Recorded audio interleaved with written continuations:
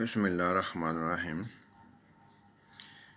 Objective سلسلے میں آج ہم تیسرا چیپٹر پڑھیں گے، ابو جعفر منصور۔ اس چیپٹر میں جتنے بھی آبجیکٹو یا شارٹ کوسچن بنتے ہیں ان کو ہم ڈسکس کریں گے، لیکن سارے کے سارے آبجیکٹو جو ہیں یا شارٹ کوسچن یہاں نہیں دیے گئے۔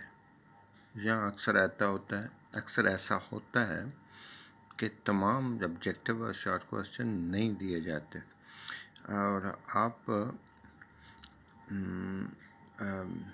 اپنی بک سے جو چیپٹر ہے اس کو تھارولی اسٹڈی کر کے آپ ان کو سمجھ سکتے ہیں، ان کو یاد کر سکتے ہیں۔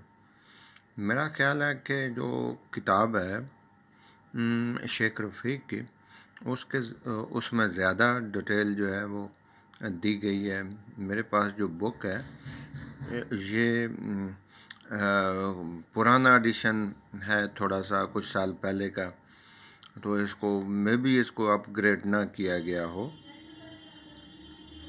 تو یہ چیپٹر نمبر 3 جو ہے ابو جعفر منصور، دیکھیں ابو جعفر منصور جو ہے اس کا نام یہاں پہ اصل نام نہیں ہے، منصور اس کا لقب تھا۔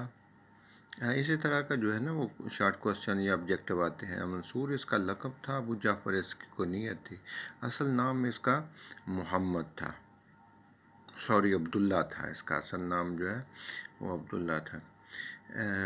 یہ پہلا کوسچن ہے، ابو جعفر منصور کس سن عیسوی میں پیدا ہوا؟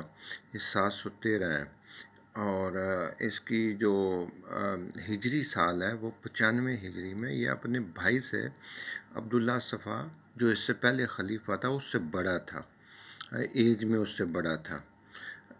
یہ 95 ہجری میں پیدا ہوا۔ عبداللہ صفا جو تھا وہ 104 ہجری میں پیدا ہوا، تو 713 عیسوی اور 95 ہجری۔ میرا خیال ہے میں نے آپ کو جو ڈفرینس ہے ہجری میں اور عیسوی میں، یہ میں نے آپ کو بتایا تھا، تھوڑا سا میں اور یہاں آپ کو تھوڑا اس کو کلیریفائی کر دوں کہ عیسوی سال جو ہے وہ شروع ہوتا ہے حضرت عیسیٰ علیہ السلام کی پیدائش کے ساتھ، حضرت عیسیٰ علیہ السلام کی پیدائش کے ساتھ، اور جو ہجری سال ہے یہ اس سال شروع ہوتا ہے جس سال جو ہے نبی کریم صلی اللہ علیہ وسلم نے مکہ سے مدینہ کی طرف ہجرت کی۔ مکہ سے مدینہ کی طرف جو ہے وہ ہجرت کی۔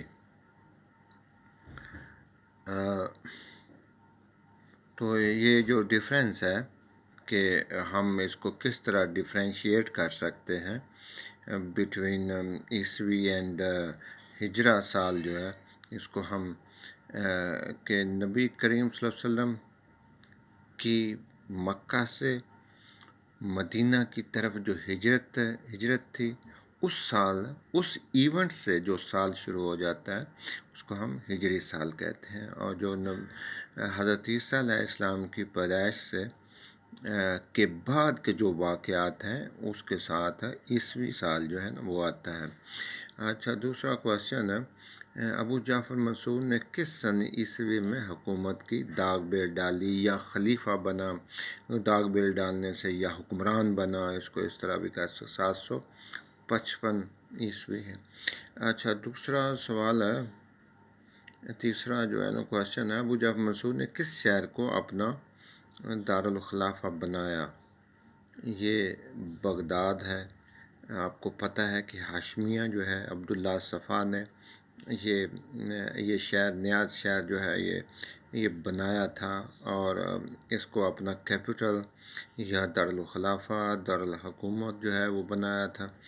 ابو جعفر منصور نے نیاز شہر، یہ ہم پڑھ چکے ہیں بغداد کے بارے میں، نیاز شہر جو ہے وہ بسایا دریا دجلہ کے کنارے، یعنی ٹیگرس جو ہے اس کو انگلش میں کہتے ہیں دجلہ کو، اس کے کنارے جو ہے اس نے آباد کیا بغداد، اچھا، خلافت عباسیہ کا حقیقی بانی کس کو کہا جاتا ہے؟ ابو جعفر منصور کو حقیقی بانی کہا جاتا ہے۔ یہ تو آپ کو پتہ ہے نا کہ پہلا خلیفہ تو عبداللہ الصفا ہے، ابو العباس الصفا یہ ہے، لیکن اس کی جو دور حکومت ہے، جو ٹنیور ہے، وہ صرف 4 سال ہے یا 4.5 سال ہے، تو اس کو بہت کم عرصہ جو ہے وہ حکومت کا ملا۔ تو اس کا جو دور حکومت ہے وہ بڑا لینتھی ہے، یعنی 136 ہجری سے لے کر 158 ہجری تک، یہ غالباً جو ہے یہ 22 سال بنتے ہیں۔ تو یہ تو اس نے کیسے یہ اصل بانی ہو گیا؟ اس نے حکومت کے خزانے کو بھرا، مخالفین کا خاتمہ کیا، بغاوتوں کا خاتمہ کیا، رومیوں کے خلاف اس نے جنگیں لڑیں، اور لا آرڈر کی جو صورتحال تھی وہ اس کو درست کیا، امن عامہ کو بحال کیا، رستے اس نے محفوظ کیے، اور اس کے علاوہ درسگاہیں اس نے بنوائیں، لوگوں کے لیے سہولتیں اس نے بنوائیں۔ تو اس لیے جو مضبوط بنیادوں پر اسٹیٹ کو جو ہے وہ کھڑا کرتا ہے اور اس کو جو ہے وہ طاقت پر بناتا ہے ریاست کو، وہی اس کا حقیقی بانی ہوتا ہے۔ تو اس سلسلے میں عبداللہ صفا جو ہے ابو جعفر منصور جو ہے یہ عباسیوں کا حقیقی بانی ہے۔ خاندان عباسیہ کتنا عرصہ برسر اقتدار رہے؟ یہ بے آپشن ہے، یعنی بی آپشن ہے، 500 سال تک یہ حکومت ان کی رہی عباسیوں کی۔ منصور نے کس کو اپنا ولی عہد مقرر کیا، سکسیسر، یا اس کے بعد کون ولی عہد بنا؟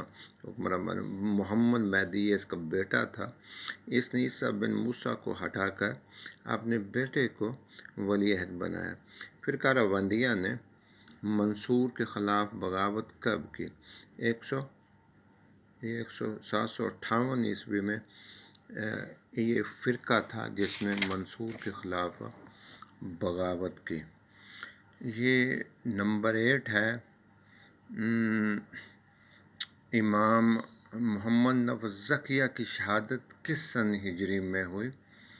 یہ 145 ہجری۔ آپ دیکھتے ہیں کہ یہاں پہ دونوں سن لکھے ہوئے ہیں، 145 ہجرہ ہے اور 762 یہ عیسوی ہے۔